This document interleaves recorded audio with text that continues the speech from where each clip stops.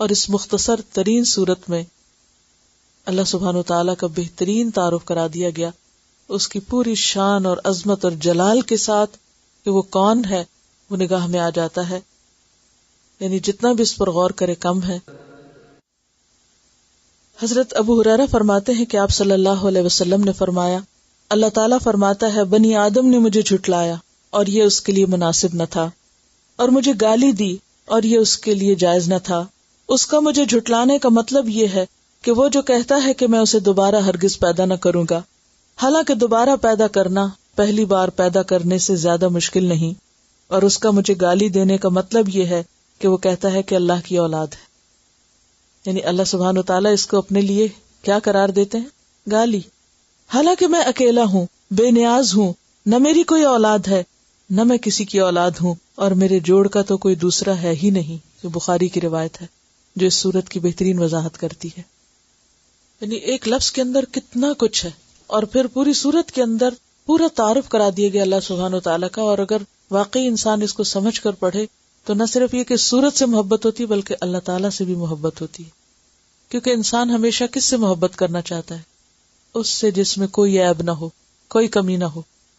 محبتوں کو کیا چیز کم کرتی ہے؟ عیب، کمی، کوتاہی۔ ہم مختلف چیزوں سے، مثلا کوئی کپڑا ہم کو پسند ہے، اس کا رنگ خراب ہو جاتا ہے تو ہم کیا کرتے ہیں؟ آنکھوں سے اتر گیا۔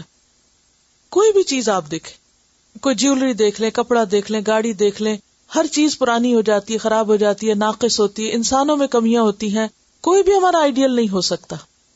وہ صرف اللہ ہی کی ذات ہے جو ہر عیب سے پاک ہے، اور جس کی محبت پھر اگر سمجھ کے کی جائے، معرفت سے کی جائے، تو وہ صرف بڑھتی رہتی ہے، کم نہیں ہوتی۔ اور پھر آپ دیکھیں کہ گاڈ کا جو کانسیپٹ ہے جتنے بھی ادیان میں، اسلام کا کانسیپٹ اس سے بالکل مختلف ہے۔ نہ صرف یہ کہ حقیقی بلکہ خیالی اور نسبی، اور کسی بھی قسم کا کوئی بیٹا نہیں، کوئی اس کا شریک نہیں اور کوئی مددگار نہیں، اور کوئی اس کے برابر ہے ہی نہیں۔ لیکن افسوس یہ کہ مسلمانوں کے اندر ایسے خیالات اور ایسے فرقے اور ایسے لوگ موجود ہیں کہ جو کبھی نبی صلی اللہ علیہ وسلم کو اور کبھی اور بزرگان دین کو یا اور لوگوں کو اللہ کے برابر یا بعض اوقات اس سے بھی بڑھا چڑھا کے پیش کرتے ہیں۔ تو یہ صورت دین اسلام کا بھی ایک بہترین تعارف ہے، اور پھر یہ کہ انسان کو شرک سے پاک کرتی، خالص کرتی، اسی لیے اس کا نام کیا ہے؟ اخلاص۔ سورت اخلاص 4 آیات ہیں، 15 کلمات ہیں اور 47 حروف ہیں۔ اس سورت کو سورت توحید بھی کہتے ہیں، سورت نجات بھی، امان بھی، اساس بھی اور المانع بھی۔ سورت فاتحہ کے بعد یہ سورت ایسی ہے کہ جس کے بہت سارے نام ہیں، اور یہ 2 اخلاص والی سورتوں میں سے ایک ہے۔ دوسری کون سی تھی؟ قل یا ایھا الکافرون۔ تو جن سنتوں میں آپ صلی اللہ علیہ وسلم پہلی رکعت میں سورت الکافرون پڑھتے تھے، ان سنتوں میں اور ان نمازوں میں دوسری رکعت میں سورت اخلاص۔ اور ویسے بھی یہ سورت صحابہ کرام کی بہت فیوریٹ سورت تھی۔ ایک لشکر جس میں جو قائد تھے یا لیڈر تھے وہ سورت اخلاص پڑھاتے تھے، اور واپسی پر آپ صلی اللہ علیہ وسلم کو جب بتایا گیا تو انہوں نے کہا کہ میں اس سورت سے محبت رکھتا ہوں۔ تو آپ نے فرمایا اللہ بھی اس سورت سے محبت رکھتا ہے، یعنی اللہ تعالیٰ کو بھی یہ سورت پسند ہے۔ اور دوسرا واقعہ، قباء کی مسجد پر آپ صلی اللہ علیہ وسلم نے کسی کو امام بنایا تھا، اور وہ ہر نماز میں سورت اخلاص بھی پڑھا کرتے تھے، یعنی اور سورت بھی پڑھتے اور ساتھ یہ سورت بھی پڑھتے۔ اس پر لوگوں نے ان سے کہا کہ آپ ہر نماز میں ہمیں یہ پڑھاتے ہیں، تو انہوں نے کہا کہ ٹھیک ہے، آپ کسی اور کو امام مقرر کر لیں۔ تو انہوں نے کہا کہ نہیں، نماز بھی آپ ہی پڑھائیں گے، لیکن آپ یہ کیوں پڑھاتے؟ تو بات پھر نبی صلی اللہ علیہ وسلم تک پہنچی، تو آپ نے ان سے پوچھا تو انہوں نے کہا کہ مجھے اس سورت سے محبت ہے۔ تو آپ نے ان کو خوشخبری سنائی کہ اس سورت سے محبت کی وجہ سے اللہ تم سے محبت رکھتا ہے اور یہ تمہیں جنت میں داخل کرائے گی۔ تو توحید ہی وہ چیز ہے کہ جو انسان کو اللہ کے سب سے زیادہ قریب کرتی ہے، کیونکہ یہ سب کچھ اللہ نے بنایا ہے اور اللہ ہی کا حق ہے کہ ہر چیز جیسے اس کی عبادت کر رہی تو ہم بھی صرف اسی کی عبادت کریں۔ اور اخلاص کا کیا معنی ہوتا ہے؟ خالص کرنا۔ بسم اللہ الرحمن الرحیم، قل کہہ دیجئے، ہوا وہ، اللہ اللہ، احد ایک ہے۔ احد کا روٹ وحدہ ہے، وحدہ کا مطلب ہوتا ہے ایک ہونا، اور جب احد کا لفظ استعمال ہوتا ہے تو صرف اللہ کے لیے۔ عام زبان میں اگر کسی کے لیے استعمال کیا جائے تو واحد کہتے ہیں، یعنی اکیلے احد کا لفظ صرف اللہ کے لیے استعمال ہوتا ہے۔ ویسے مرکب کے طور پر ہوتا ہے، جیسے احد عشرہ یعنی گنتی وغیرہ میں بھی استعمال ہوتا ہے. قل کہہ دیجئے، کس سے کہا جا رہا ہے؟ نبی صلی اللہ علیہ وسلم سے. آپ کہہ دیجئے کیا ہوا وہ اللہ، اللہ احد ایک ہے، اکیلا ہے، یکتا ہے، لا ثانی ہے، بے نظیر ہے، بس وہ ایک ہی ہے. لیس کمثلہ شیء، کوئی اور نہیں. اور قرآن کا اصل پیغام بھی یہی ہے کہ لوگوں کو یہ بتا دیا جائے کہ وہ اللہ ایک ہے. سورۃ ابراہیم میں آتا ہے ھذا بلاغ للناس ولینذروا بہ وليعلموا انما هو الہ واحد، کہ لوگ یہ جان لیں کہ بس معبود دراصل وہ ایک ہی ہے. اللہ الصمد، اللہ بے نیاز ہے. صمد کا لفظ قابل غور ہے. صمد کہتے ہیں کسی ٹھوس چیز کو جو اندر سے کھوکھلی نہ ہو، اوپر سے ملمہ نہ چڑھا رکھا ہو، اندر سے بھی مضبوط ہو. عام طور پر کیا ہوتا ہے کہ بڑے بڑے لوگ اپنے اوپر ملمے چڑھا کے رکھتے ہیں. ملمہ کیا ہوتا ہے؟ ایک خول سا چڑھا لیتے ہیں. وہ نظر آتے ہیں جو وہ ہوتے نہیں. اندر سے کچھ ہوتے ہیں، باہر سے کچھ ہوتے ہیں. انہیں ایک تصنع قائم کرنا پڑتا ہے.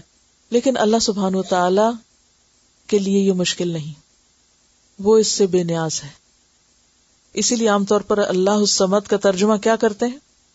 بے نیاز. حالانکہ صمد کا لفظی معنی بے نیاز نہیں ہے، وہ مفہوم ہے، مفہومی ترجمہ ہے. لفظی معنی کیا ہے؟ اس میں دو چیزیں ہوتی ہیں. نمبر ایک ٹھوس یعنی مضبوط، اور نمبر دو مقصود کہ سب اسی کی طرف رجوع کریں. یعنی وہ سب سے بے احتیاج ہے، اس کو کسی کی ضرورت نہیں اور سب اس کے محتاج ہیں. صمد اس کو بھی کہتے ہیں کہ جس کے اوپر کوئی اور بالادست نہ ہو، وہ سب سے اونچا ہو، جس کو کبھی زوال نہ ہو، جو مرے نہیں کہ اس کا کوئی وارث بنے، جو نہ سوئے اور نہ بھولے، جس میں کوئی عیب نہ ہو، جس پر کوئی آفت نہ آئے، جس کی صفات اور ذات کامل ہو، ہر لحاظ سے کوئی کمی نہ ہو اس میں کسی طرح کی بھی، جو ہمیشہ غالب رہے، کبھی بھی مغلوب نہ ہو، جو ہر زیادتی اور نقصان سے پاک ہو. یہ ساری چیزیں ہیں ایک صمد میں. اس احساس کے ساتھ تو ہم نے کبھی قل ھو اللہ پڑھی نہیں. اللہ الصمد، ذرا سوچیں ابھی ان باتوں کو جو میں نے کہی. اردو میں کوئی ایک لفظ اس کا ترجمہ نہیں کر سکتا. اللہ الصمد، لم یلد، نہیں اس نے جنم دیا، نہیں اس نے جنا، ولم یولد، اور نہ وہ جنا گیا. یعنی نہ وہ کسی کی اولاد ہے نہ اس کی کوئی اولاد ہے، وہ ایک اکیلا ہی ہے بس. قرآن پاک میں بار بار اس بات کی تردید کی گئی ہے کہ اللہ کی کوئی اولاد ہو، اللہ کا کوئی بیٹا ہو یا بیٹیاں ہو. اور اس طرح کی بہت سی آیات ملتی ہیں. یہ مضمون بہت عام ہے. مثلا سورۃ الانعام 101 میں آتا ہے بدیع السماوات والارض انا یکون لہ ولد ولم تکن لہ صاحبہ وخلق کل شیء، کہ اس کی کوئی اولاد کہاں سے ہو سکتی، اس کی تو بیوی بھی کوئی نہیں، یعنی کوئی اس کا رشتہ دار ہے ہی نہیں. سورۃ مریم میں آتا ہے وما ينبغي للرحمن ان يتخذ ولدا ان کل من فی السماوات والارض الا آتی الرحمن عبدا لقد احصاهم وعدهم عدا وکلهم آتیہ یوم القیامت فردا. سورۃ الانبیاء میں آتا ہے وقالوا اتخذ الرحمن ولدا، لوگ کہتے ہیں کہ رحمان نے اولاد بنا لی. سبحانہ، پاک ہے وہ. بل عباد مکرمون، بلکہ بندے ہیں معزز. لا يسبقونہ بالقول وهم بأمرہ یعملون. لم یلد ولم یولد ولم یکن لہ کفوا احد. ولم اور نہیں، یکن ہے. کانا کا معنی ہے بھی ہوتا اور تھا بھی. نہ ہے نہ تھا، نہ ہے نہ تھا تو کبھی ہوگا بھی نہیں. ولم یکن لہ، اور نہیں ہے اس کے لیے اور نہ تھا اس کے لیے کبھی کوئی کفوا، ہم پایا، ہم پلہ، برابر. اصل میں کفو کا لفظ جو ہے نا بیوی کے لیے استعمال ہوتا ہے، ہمسر کے معنوں میں، ساتھی. احدن، کوئی ایک، کوئی اس کے برابر کا نہیں، یعنی نہ تو اس کی کوئی بیوی ہے نہ کوئی اس کا کوئی دوست ہے ایسا جو اس کے برابر کا ہو، کوئی بھی نہیں اس جیسا. سورۃ فرقان میں آتا ہے الذی لہ ملک السماوات والارض ولم یتخذ ولدا ولم یکن لہ شریک فی الملک. کوئی اس کی حکومت میں شریک ہی نہیں، کوئی اس کے برابر کا ہے ہی نہیں، کسی کے پاس ویسی طاقت ہی نہیں. لیس کمثلہ شیء وہو السمیع البصیر. کہا ہی جاتا ہے کہ کچھ لوگ آپ صلی اللہ علیہ وسلم کے پاس آئے اور انہوں نے کہا کہ آپ جس الہ کو پوجتے ہیں اس کا ہمیں حسب نسب بتائیے، اس کا تعارف کرائیے. کیونکہ عربوں کے ہاں جب کسی کو پہچاننا ہوتا تھا تو اس کے کنبے، قبیلے، خاندان، رشتہ دار اور ان سب کا پوچھا جاتا تھا. تو اللہ سبحانہ وتعالی نے جواب دیا قل، آپ ان کو بتا دیجئے هو اللہ احد اللہ الصمد لم یلد ولم یولد ولم یکن لہ کفوا احد.